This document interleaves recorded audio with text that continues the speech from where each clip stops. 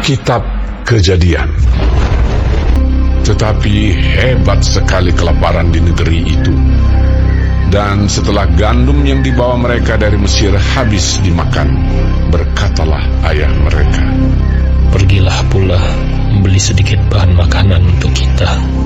Lalu Yehuda menjawabnya, "Orang itu telah memperingatkan kami dengan sungguh-sungguh. Kamu tidak boleh melihat mukaku jika adikmu itu tidak ada bersama-sama dengan kamu. Jika engkau mau biarkan adik kami pergi bersama-sama dengan kami, maka kami mau pergi ke sana dan membeli bahan makanan bagimu. Tetapi jika engkau tidak mau biarkan dia pergi, maka kami tidak akan pergi ke sana. Sebab orang itu telah berkata kepada kami, kamu tidak boleh melihat mukaku jika adikmu itu tidak ada bersama-sama dengan kamu." Lalu berkatalah Israel, "Mengapa kamu mendatangkan malapetaka kepadaku dengan memberitahukan kepada orang itu bahwa masih ada adikmu seorang?"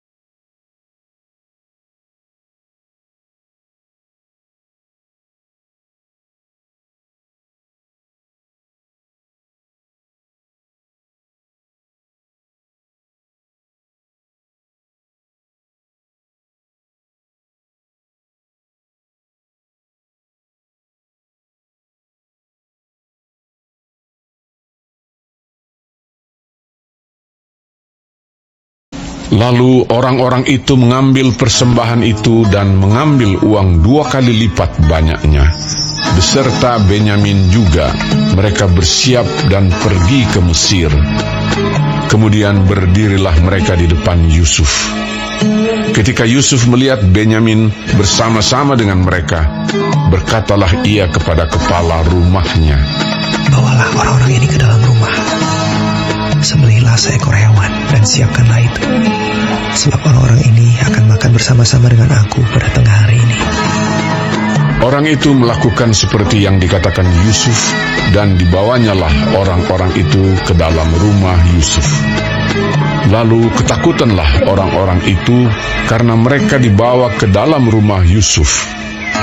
Kata mereka, "Yang menjadi sebab kita dibawa ke sini ialah perkara uang yang dikembalikan ke dalam karung kita pada mulanya itu, supaya kita disergap dan ditangkap, dan supaya kita dijadikan budak, dan keledai kita diambil." Karena itu mereka mendekati kepala rumah Yusuf itu dan berkata kepadanya di depan pintu rumah, Mohon bicara, Tuan. Kami dahulu datang kemari untuk membeli bahan makanan. Tetapi ketika kami sampai ke tempat bermalam dan membuka karung kami, tampaklah uang kami masing-masing dengan tidak kurang jumlahnya ada di dalam mulut kami. Tetapi sekarang kami membawanya kembali. Uang lain kami bawa juga kemari untuk membeli bahan makanan. Kami tidak tahu siapa yang menaruh uang kami itu ke dalam karung kami. Tetapi jawabnya, Tenang sajalah, jangan takut. Allahmu dan Allah Bapamu telah memberikan kepadamu harta terpendam dalam karungmu. Uangmu itu telah kuterima. Kemudian dikeluarkannyalah Simeon dan dibawanya kepada mereka. Setelah orang itu membawa mereka ke dalam rumah Yusuf, diberikannya air supaya mereka membasuh kaki, juga keledai mereka diberinya makan. Sesudah itu mereka menyiapkan persembahannya, menantikan Yusuf datang pada waktu tengah hari, sebab mereka telah mendengar bahwa mereka akan makan di situ. Ketika Yusuf telah pulang, mereka membawa persembahan yang ada pada mereka itu kepada Yusuf di dalam rumah, lalu sujud kepadanya sampai ke tanah. Sesudah itu ia bertanya kepada mereka apakah mereka selamat. Lagi katanya, Apakah ayahmu yang tua yang kamu sebutkan itu selamat? Masih hidupkah ia? jawab mereka, Hambamu, ayah kami, ada, selamat, ia masih hidup. Sesudah itu berlututlah mereka dan sujud. Ketika Yusuf memandang kepada mereka, dilihatnyalah Benyamin adiknya yang seibu dengan dia. Lalu katanya, Inikah adikmu yang bungsu itu yang telah kamu sebut-sebut kepadaku? lagi katanya, Allah kiranya memberikan kasih karunia kepadamu, anakku. Lalu segeralah Yusuf pergi dari situ, sebab hatinya sangat terharu merindukan adiknya itu, dan dicarinyalah tempat untuk menangis. Ia masuk ke dalam kamar, lalu menangis di situ. Sesudah itu dibasuhnyalah mukanya, dan ia tampil keluar. Ia menahan hatinya dan berkata, Hidangkanlah makanan. Lalu dihidangkanlah makanan bagi Yusuf tersendiri, bagi saudara-saudaranya tersendiri, dan bagi orang-orang Mesir yang bersama-sama makan dengan mereka itu tersendiri. Sebab orang Mesir tidak boleh makan bersama-sama dengan orang Ibrani, karena hal itu suatu kekejian bagi orang Mesir. Saudara-saudaranya itu duduk di depan Yusuf, dari yang sulung sampai yang bungsu, sehingga mereka berpandang-pandangan dengan heran. Lalu disajikan kepada mereka hidangan dari meja Yusuf. Tetapi yang diterima Benyamin adalah 5 kali lebih banyak daripada setiap orang yang lain. Lalu minumlah mereka dan bersukaria bersama-sama dengan dia. Sesudah itu diperintahkannyalah kepada kepala rumahnya, Isilah karung orang-orang itu dengan gandum, seberapa yang dapat dibawa mereka, dan letakkanlah uang masing-masing di dalam mulut karungnya. Dan pialaku, piala perak itu, taruhlah di dalam mulut karung anak yang bungsu, serta uang pembayar gandumnya juga. Maka diperbuatnyalah seperti yang dikatakan Yusuf.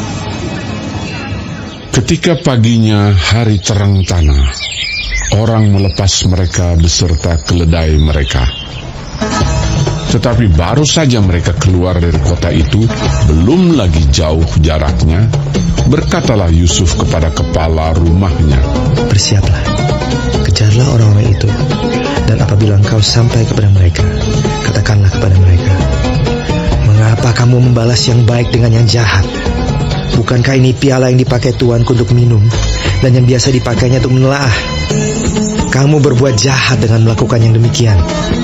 Ketika sampai kepada mereka, diberitakannya kepada mereka perkataan Yusuf itu. Jawab mereka kepadanya, "Mengapa tuanku mengatakan perkataan yang demikian?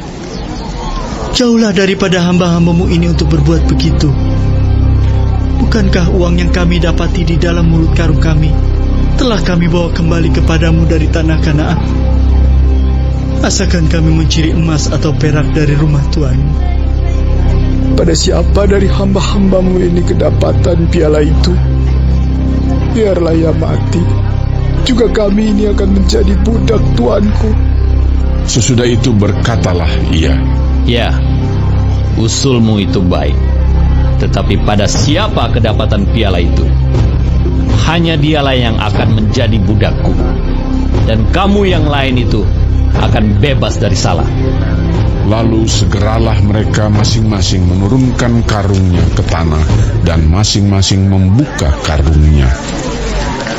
Dan kepala rumah itu memeriksanya dengan teliti. Ia mulai dengan yang sulung sampai kepada yang bungsu.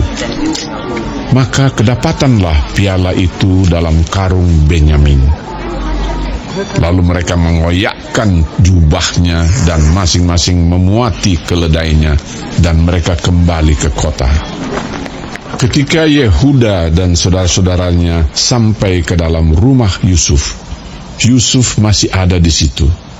Sujudlah mereka sampai ke tanah di depannya. Berkatalah Yusuf kepada mereka, Perbuatan apakah yang kamu lakukan ini? Tidakkah kamu tahu bahwa seorang yang seperti aku ini pasti dapat menelaah? Sesudah itu berkatalah Yehuda, Apakah yang akan kami katakan kepada tuanku? Apakah yang akan kami jawab? Dan dengan apakah kami akan membenarkan diri kami? Allah telah memperlihatkan kesalahan hamba-hambamu ini. Maka kami ini, budak tuanku lah kami. Baik kami maupun orang pada siapa kedapatan piala itu. tetapi jawabnya, Jauhlah daripadaku untuk berbuat demikian. Pada siapa kedapatan piala itu, dialah yang akan menjadi budakku. Tetapi kamu ini, pergilah kembali dengan selamat kepada ayahmu. Lalu tampillah Yehuda mendekatinya dan berkata, Mohon bicara tuanku. Izinkanlah kiranya hambamu ini mengucapkan sepatah kata kepada tuanku. Dan janganlah kiranya bangkit amarahmu terhadap hambamu ini. Sebab tuanku adalah seperti Firaun sendiri. Tuanku telah bertanya kepada hamba-hambanya ini, masih adakah ayah atau saudara kamu? Dan kami menjawab, tuanku, kami masih mempunyai ayah yang tua, dan masih ada anaknya yang muda, yang lahir pada masa tuanya. Kakaknya telah mati, hanya dia sendirilah yang tinggal dari mereka yang seibu. Sebab itu ayahnya sangat mengasihi dia. Lalu tuanku berkata kepada hamba-hambamu ini, bawalah dia kemari kepadaku, supaya mataku memandang dia. Tetapi jawab kami kepada tuanku, anak itu tidak dapat meninggalkan ayahnya. Sebab jika ia meninggalkan ayahnya, tentulah ayah ini mati. Kemudian tuanku berkata kepada hamba-hambamu ini, jika adikmu yang bungsu itu tidak datang kemari bersama-sama dengan kamu, kamu tidak boleh melihat mukaku lagi. Setelah kami kembali kepada hambamu, ayahku, maka kami memberitahukan kepadanya perkataan tuanku itu. Kemudian ayah kami berkata, kembalilah kamu membeli sedikit bahan makanan bagi kita. Tetapi jawab kami tidak dapat pergi ke sana. Jika adik kami yang bungsu bersama-sama dengan kami, barulah kami akan pergi ke sana. Sebab kami tidak boleh melihat muka orang itu apabila adik kami yang bungsu tidak bersama-sama dengan kami. Kemudian berkatalah hambamu, ayahku, kepada kami. Kamu tahu bahwa istriku telah melahirkan 2 orang anak bagiku. Yang seorang telah pergi daripadaku, dan aku telah berkata, tentulah ia diterkam oleh binatang buas. Dan sampai sekarang aku tidak melihat dia kembali. Jika anak ini kamu ambil pula daripadaku, dan ia ditimpa kecelakaan, maka tentulah kamu akan menyebabkan aku yang ubanan ini turun ke dunia orang mati karena nasib celaka. Maka sekarang, apabila aku datang kepada hamba-Mu, ayahku, dan tidak ada bersama-sama dengan kami anak itu, padahal ayahku tidak dapat hidup tanpa dia, tentulah akan terjadi apabila dilihatnya anak itu tidak ada, bahwa ia akan mati, dan hamba-hamba-Mu ini akan menyebabkan hamba-Mu, ayah kami yang ubanan itu, turun ke dunia orang mati karena duka cita. Tetapi hamba-Mu ini telah menanggung anak itu terhadap ayahku dengan perkataan, jika aku tidak membawanya kembali kepada Bapa, maka akulah yang berdosa kepada Bapa untuk selama-lamanya. Oleh sebab itu, baiklah hamba-Mu ini tinggal menjadi budak tuanku menggantikan anak itu. Dan biarlah anak itu pulang bersama-sama dengan saudara-saudaranya. Sebab masakan aku pulang kepada ayahku apabila anak itu tidak bersama-sama dengan aku? Aku tidak akan sanggup melihat nasib celaka yang akan menimpa ayahku.